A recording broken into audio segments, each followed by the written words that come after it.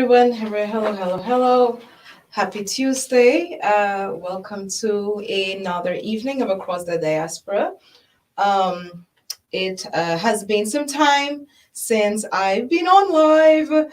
If you follow me on Facebook, you probably may have noticed that I've had a lot of things going on, event wise, related to the brand and what I do. But I decided to start the new year, the Gregorian calendar new year, being committed to coming on more consistently. So I'm really excited to be back, really excited to have some great conversations. I have, the next couple of live shows planned and have some guests on, and that I have some guests invited to be on in the show. And so the next couple of weeks will be really, really interesting. Um, I wanted to start the year off with Kwanzaa for quite a few reasons, and not Kwanzaa specifically, but culture as a whole, and what is our definition and understanding of that. But before I, jump into that conversation, for those who are joining, welcome, thank you, definitely appreciate you. Quite a few people have been asking about when I'm gonna come back on, and so we are back. We are ready. We are ready to get started with the new year on a good footing. All right. For those who don't know, I'm here based in. I'm doing this program in AfriSoul Marketplace. Let me just adjust my camera just a little bit. All right. So yes, I'm in AfriSoul Marketplace, located in downtown Phoenix. I will be showing more videos on the location and what we do there, but it's a marketplace that has this studio, a shopping area with clothes and products from across the diaspora. And we have Grassroots Bookstore within the space, which is the only Black-owned bookstore or Black bookstore in Arizona. And then we have Moore's Photo Studio, which is a photo studio where I do a lot of my shoots at. So love this space. So if you've never been here, please come check us out. Um, Inbox me if you need to. And yeah, this place has become my second home. For those who don't know, I'm always here if I'm not at home or at a coffee shop during the day. And it's home because not only where my office space is, but I connect with great people here. I have conversations with people. It is an extension of the lifestyle that I live, the lifestyle that I want for myself and for the larger community. And if you have been here before, you would totally understand what I mean. If you haven't, definitely come down and check us out. I would not doubt that you would enjoy being in this space. Why are we talking about culture, right? There have been so many things that happened over the past couple of weeks. We just closed off the Gregorian, right, calendar, because we know really this is not a new year. But we just closed off a year where we had a lot of holidays and celebrations, right? We had Kwanzaa, we had Christmas for those who are Jewish, Hanukkah, and then we move into February, Black History Month, and then June, we have Juneteenth. And I for someone who lives within a community that has a mindset of holding culture very important and having a way of life that's very important, how do we make sure that it's something that we are living every single day?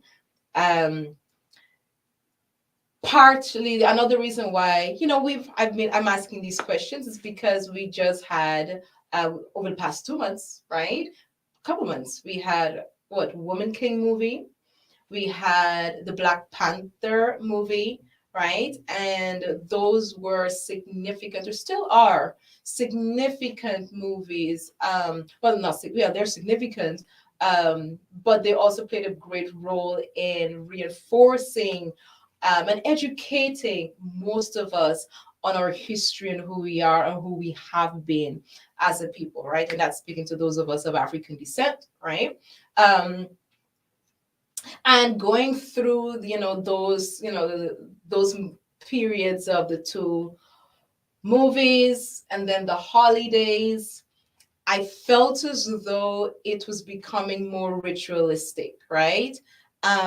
It was more of, for many of us, and nothing shaming in any way, it's just recognizing what it is, right? Is realizing that we get excited, right? We're seeing something, we're experiencing something, we're getting a chance to be a part of something that is different, that is unique in our lifetime, right? We're able to celebrate us, our history, and our culture.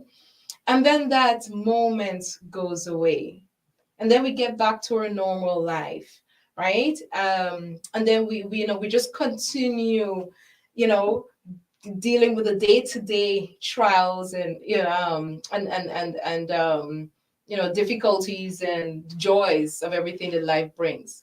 But I feel as though we lose, or we do not continue that essence of what these significant moments hold, right? Um, and for some of us who live this life, right? For some of us who are conscious daily of what Blackness mean, what an African centered lifestyle mean, right? I'm not going to speak for other people, but for me, it's noticeable. Um, and so I thought I would have this conversation and share my thoughts as to, and if anyone is interested in commenting or just jumping on, let me know. I think I can share the link. But I think that this is a conversation we should have as a community. Um, we should have with our families. How do we identify ourselves? So let's start with culture, because culture is that key word in all of this.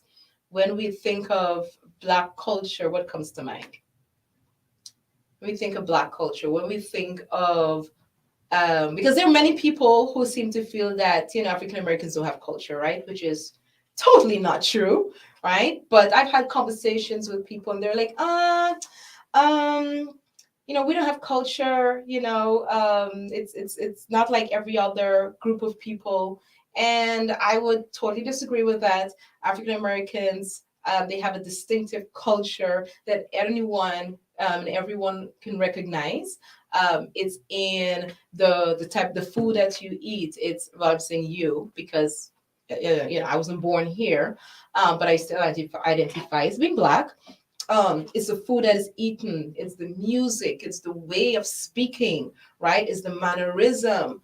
Um, it's just how you socialize with each other, right? There are distinctive ways in which you come together that is different from other people, other cultures within the United States. So there's no doubt that the African American community has its own distinct culture, which is beautiful. Which is beautiful. We may have its complaints, but in its own way, it's very beautiful.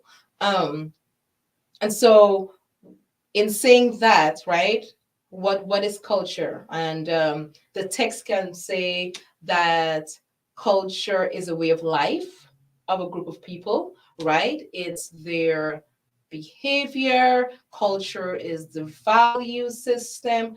Culture is your belief system. Those symbols, right, that holds us together, that holds you together. Along with what I just said, right? The way you dress, the way you speak, right? The food that you eat, the music that you listen to, right? All this can be considered as culture. And then as I list these things, let's think about what that means and for the community we are part of. With that being said, we recognize that as a people we've lost a lot of who we are through our experiences, right? In slavery and colonization, we all can connect to that and understand that. And so for those reasons, right, there is a need and an understanding to connect to come together, right? There's a need to um, unite under particular values and belief system that really elevates the community, really elevates the culture to a higher level. And what would those value systems be? What would those belief systems be, right? And that's where things like Kwanzaa comes into play. That's where holidays like Juneteenth is important, and holidays like Black History Month, because it reminds us of the best part of who we are. It reminds us of the elements of ourselves that we've lost and we need to reconnect with, right? Um, and so thinking about those holidays and these significant, important moments, how do we make sure that we stay true to what these holidays are? I asked this question because I realized for several reasons why I feel as though we need to elevate as a community where we are consciously and intentionally walking that walk and not just waiting until it's a significant movie and then we want to dress a certain way and or it's a certain holiday and we want to decorate our home a certain way and buy certain products. And then when that time passes, we put everything away and then we continue living our life, right? How do we, as a community, elevate to that next level where it is just what it is and not symbolism, right? Because I've told a few people this story where someone who's not of African descent, and this has happened a few times where people call the clothing like African inspired clothing, right? The dashiki costumes, and in a way, I wouldn't disagree too much. I can understand that because we wear it only for a significant moment, as though it's not part of our daily routine and part of who we are. And if anyone disagrees with what I'm saying, please share, right?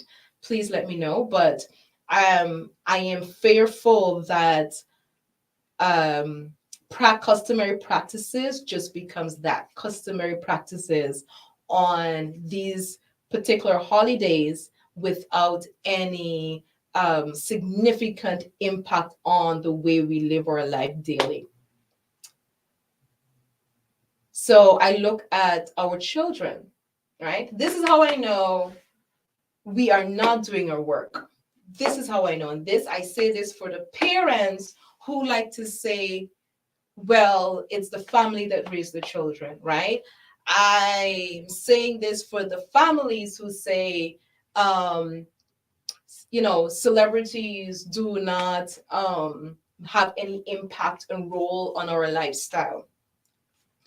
For someone who taught at the middle school level for 3 years, a crucial time period where young children, young adults, young teenagers are finding themselves, I can tell you that um, our children are being influenced more so from what they consume in popular culture.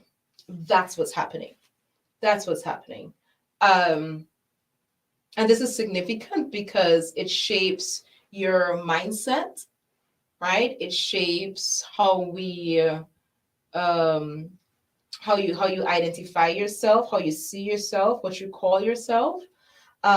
It shapes how you see yourself within the larger community. Sorry. Um, and I feel as though, as a larger community and not just on parents, we have to do a better job inspiring our children, have to do a better job being an influence on the younger children. because when we look at what is being put out in popular culture, it's nothing desirous, nothing that is um, productive towards the growth of our community.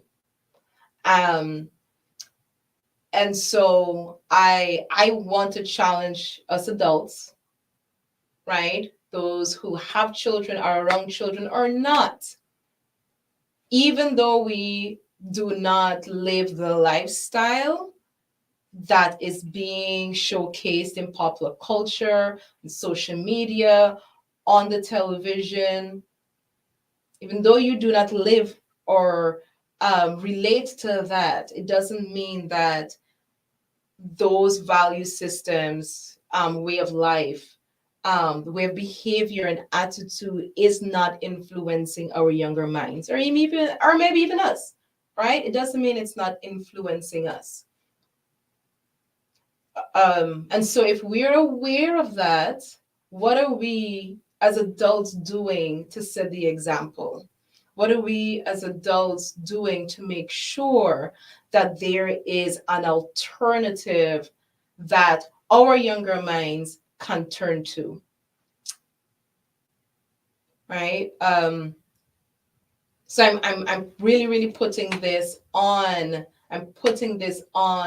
the shoulders of every adult in the community that I know. So if there's part of the population who doesn't feel as though they're connected to Africa or Afrocentric, or that's not where they're from, that is fine, right? So be it. This conversation is not for you. But for those of us who feel connected that way, for those of us who feel as though that is our heritage, what kind of example are we setting? What kind of life are we living that strongly, strongly reflects that, so that the children, can come into our spaces and see themselves, can come into our spaces in our homes and see that being reflected? How many of us can say that? Hey, Terrence, glad you agree. Glad you agree. I'm not seeing a lot of comments today, which is okay. I think I'm just sharing, a lot of my thoughts um that I've had over the last couple of months, as I observe the excitement that our community gets around certain significant moments. Um, but I feel as though we can do more, and this, and I'm saying this out of nothing but love, nothing but love, um, because I know many of us may not live that, may not have thought of things like this, and so this is my question that I'm putting forward to our larger community.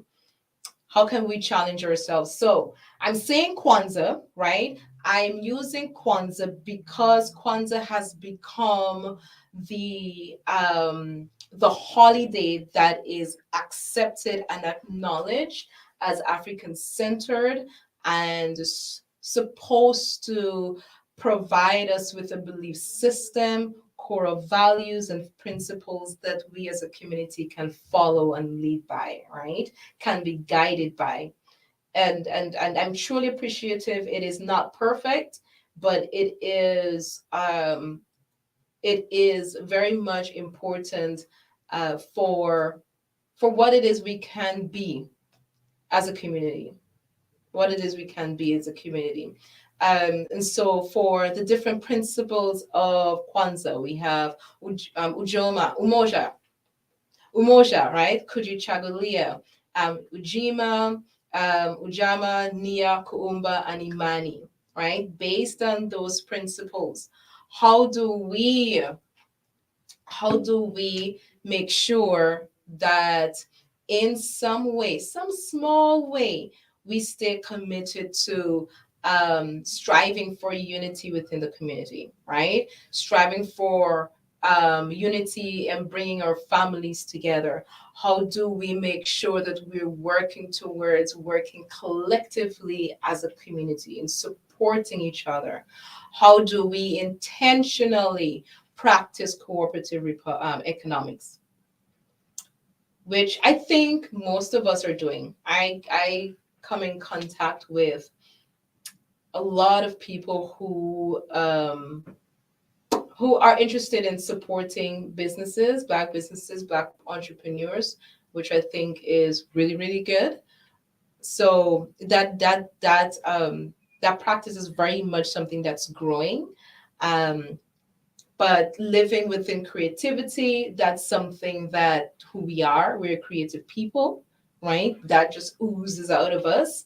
But how do we support artists? How do we support people who are part of the creative world, right? In creating things that enhances who we are as a community, that brings us together, right? And not creative works that destroys us, right? How do we, so for example, within the Phoenix LLC, um, for those of you who don't know, I'm a part of that organization.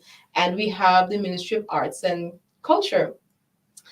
And Sister Erin Nicole, she is the lead of the Ministry of Arts and Culture. And actually, we did she sat with me. We had a conversation a couple of weeks ago. And she started our version of a tiny cafe where once a month we have local artists, poets, performers who perform and sing, and it's meant to be a family-oriented space where it's nothing but positive energy and positive vibe, right? Nothing but wholesome cultural music of culture that is really significant, right? So how do we make sure that we're doing these things that really continues um, in the spirit of bringing us together? So I can't go much further because I have to leave pretty soon for our meeting that starts in a couple of minutes. Um, but I'm going to end with a story, right? I'm going to end with a story. There is a gentleman, an older gentleman who comes in here like every so often, every couple of weeks. Well, yeah, no, actually, he disappeared for quite some months. And he reappeared and started coming in here once a week here in AfriSoul. And we were talking, and I noticed that there was something different about him. And I'm not going to say names, but I was like, what's happening? What's going on? I was like, oh, yeah, um, I'm just losing some weight. And that was a couple weeks ago, and he decided he's going to order to get make some shirts, have some shirts made. So I took his measurements. He started talking, but yeah, he's a little bit skinnier. So he has all these clothes in his closet, and so he's gonna have to change because he's lost his weight. So I'm like, okay, all right, I'm gonna make some shirts for you. And then he came by again today, and I was looking at him, and I felt something was different. Um, and we were talking, and we got back to him losing weight. And I'm like, I hope you're not depressed. I hope you're not, depressed or stressed out. And he's like, no, I'm just slowly dying. And I didn't take it. I didn't take it seriously. I just, all right, well, let's build. I'm gonna get these shirts made. I'm gonna make a few because I know you're looking forward to it. And we talked a little bit more, and I was like, wait, you're not serious about the slowly dying part, right? And he was like, yes, yep, I am. And at that point, I just had to pause. I just had to pause. Um, I feel sad, just thinking about it. And we just started talking. He's have a medical condition um, that he's had for some time, and his body is slowly he has no appetite for eating food, and so whatever he eats just goes through his system. And you know um and he continues saying how being here at AfriSoul really gives him that thing that he's not able to find in other places, right? Connecting with certain people, with the folks here and having conversation, you know, really get and re-energizes him and gives him that energy that he finds and needs, to help him to go through the day and deal with what he's dealing with. And so I say that to say that, I'm truly grateful to the owner, Miss Darlene, Dr. Little, for creating the space, right? But it also reinforces the importance of us as a community being intentional of creating more spaces like this, that helps to reinforce who we are in our essence, in our core, and what it is we feel inside. Um, because it's important. It's important. It's important. As that's what we need. It helps us to elevate, bring us together. It helps us to heal, um, in ways in which, sometimes we don't understand or don't know. So, um, those are my those are my thoughts, for tonight around culture and what does that look and feel like. And for those of us who want more from our community, who want more, should, think about how we can live our daily lives being that example of Kwanzaa, right? Being an example of what our ancestors or who our ancestors were, and not just, well, this is the holiday and keep on moving, right? So what are the books that we're reading? What are the books we're reading? What are the shows that we're consuming, right? How do we dress? How do we present ourselves? What are those cultural things that we're doing daily? What businesses are we supporting? What are the conversations we're having to reinforce a healthier, stronger community? All right, friends, so I'll leave you with that today. I did start a little late, but my apologies for that. I have to end now because I have a meeting to go to.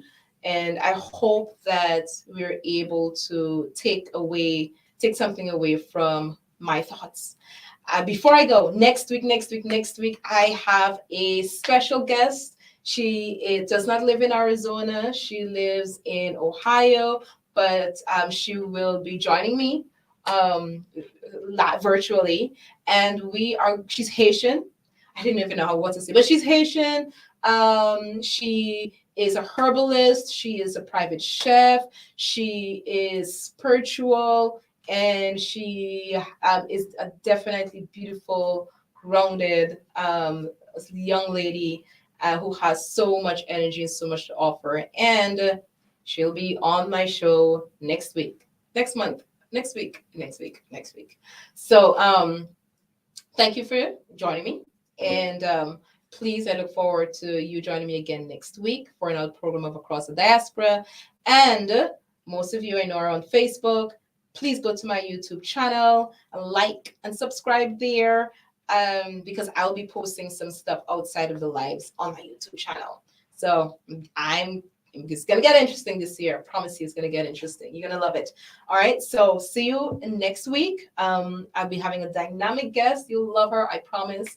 And we're gonna continue this conversation about culture, but we are going to expand it even more, in a way in which really, really, really resonates with us.